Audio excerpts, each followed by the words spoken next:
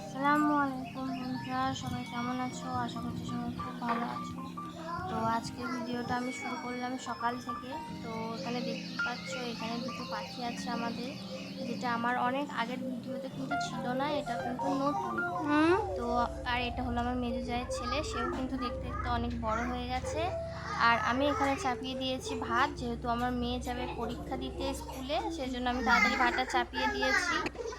আর সাইডে যে কান্নার আওয়াজটা শুনতে পাচ্ছ, সেটা হলো আমার ছেলে। হ্যাঁ মা।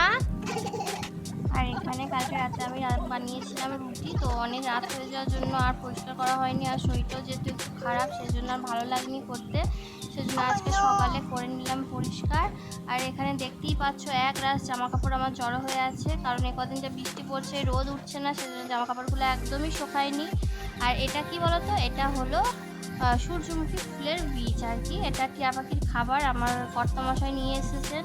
তো উনার এতই পাখির শখ যে কি বলবো। তো আপাতত এখন আমাদের দুটো রয়েছে, অনেকগুলো ছিল, সেগুলো দুর্ভাগ্যবশত টেকেনি, মারা গেছে, কেউ উড়ে গেছে।